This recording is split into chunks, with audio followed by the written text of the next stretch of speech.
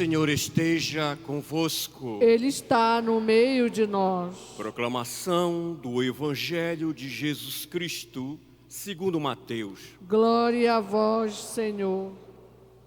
Naquele tempo, alguns fariseus aproximaram-se de Jesus e perguntaram para o tentar: é permitido ao homem despedir sua esposa por qualquer motivo?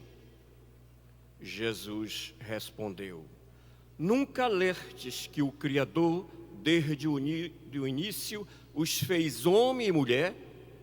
E disse: por isso o homem deixará pai e mãe, e se unirá à sua mulher, e os dois serão uma só carne?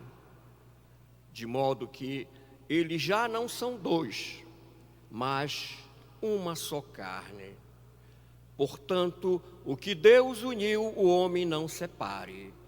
Os fariseus perguntaram: então como é que Moisés mandou dar certidão de divórcio e despedir a mulher? Jesus respondeu: Moisés permitiu despedir a mulher por causa da natureza do vosso coração, mas não foi assim desde o início. Por isso eu vos digo: quem despedir a sua mulher, a não ser em caso de união ilegítima, e se casar com outra, comete adultério. Os discípulos disseram a Jesus: se a situação do homem com a mulher é assim, não vale a pena casar-se. Jesus respondeu: nem todos são capazes de entender isso, a não ser aqueles a quem é concedido. Com efeito, existem homens incapazes para o casamento, porque nasceram assim. Outros porque os homens assim os fizeram. Outros ainda se fizeram incapazes disso por causa do reino dos céus. Quem puder entender, entenda. Palavra da salvação. Glória a vós, Senhor.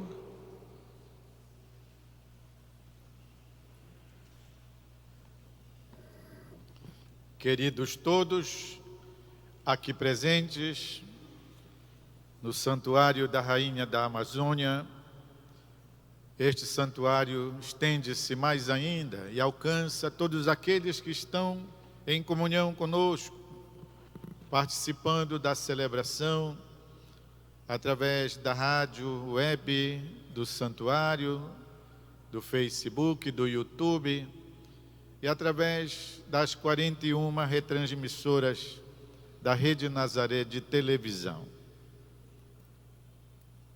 A palavra de Jesus hoje fala-nos sobre a união do homem e da mulher conforme a cabeça de Deus, o projeto inicial de Deus. Há muitas pessoas que não gostam desse trecho da Bíblia, até as próprias mulheres, porque entendem aqui como sendo uma sujeição, como sendo alguma coisa assim negativa.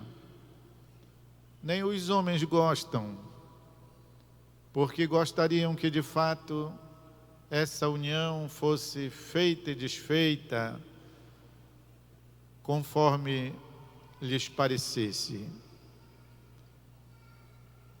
Na verdade, o estabelecimento da indissolubilidade do matrimônio, que é conforme a vontade de Deus, é uma garantia para a mulher.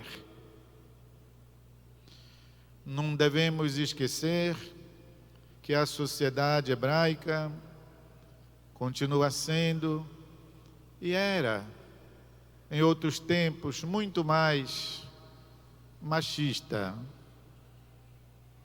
Diríamos pelas próprias condições climáticas, geográfica, cultural.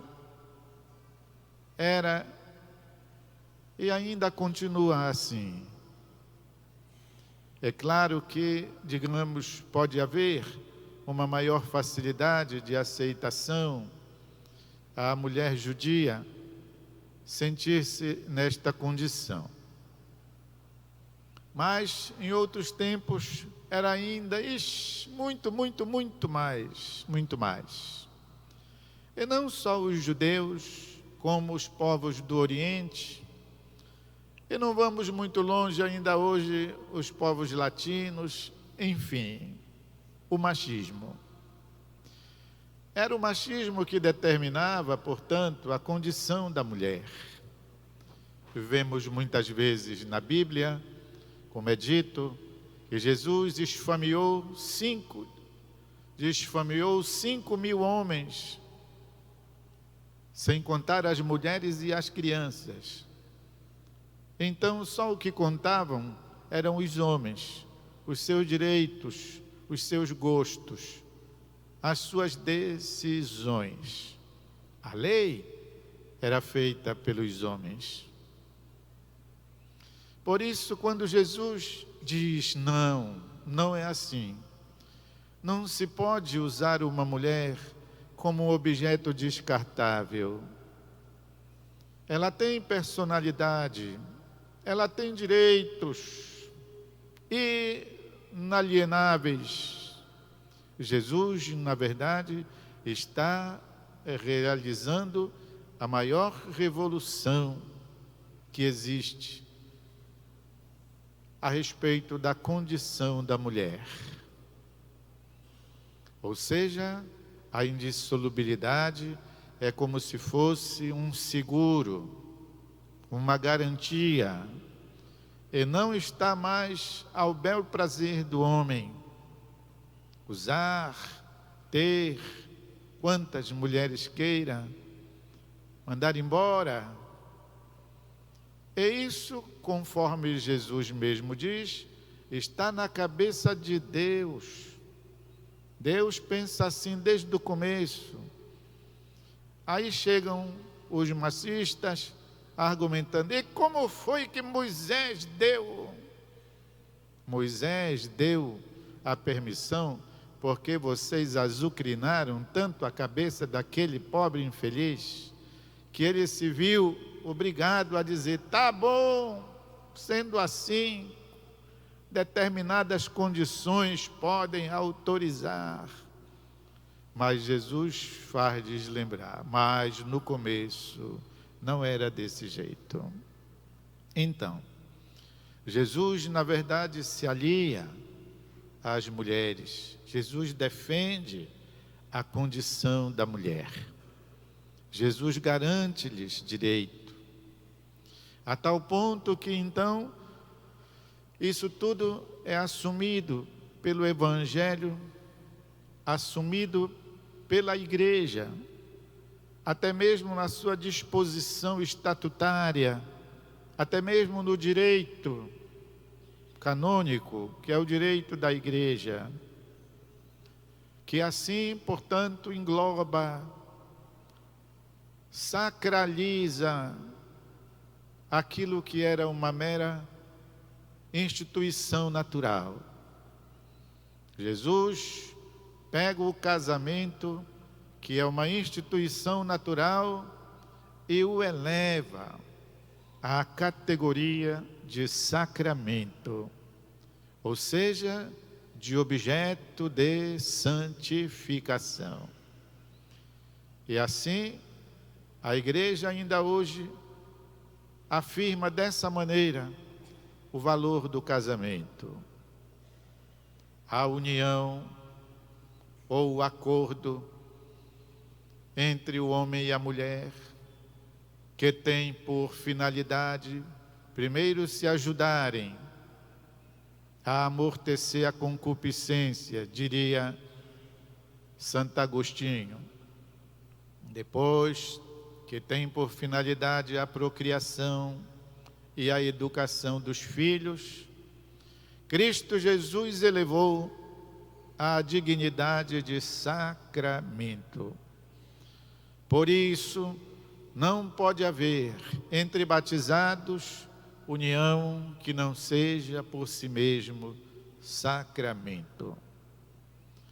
Ou seja, qualquer outro tipo de união que não venha do sacramento pode ser compreendido, justificado, dependendo das situações, mas o reconhecimento oficial é exatamente o sacramento. E repito, é isso para a custódia, para a proteção da própria união do homem e da mulher. Podemos entender situações que ocorrem, dificuldades que acontecem, que exatamente explicam estas realidades todas, das maneiras, das formas de união. Mas nada disso anula o valor do sacramento. Nada disso anula o valor da união entre os batizados, entre o homem e a mulher. Jesus libertador nos ensina assim a entender o pensamento de Deus quando exatamente criou o macho e a fêmea, o homem e a mulher, e a partir destes inventou a família. A família, derivante da união do homem e da mulher, porque só macho e fêmea podem procriar, está no pensamento de Deus. E nós estimamos, zelamos, defendemos, esclarecemos, apoiamos, especialmente nesta semana em que comemoramos a Semana Nacional da Família. Vamos fazer um instante de silêncio.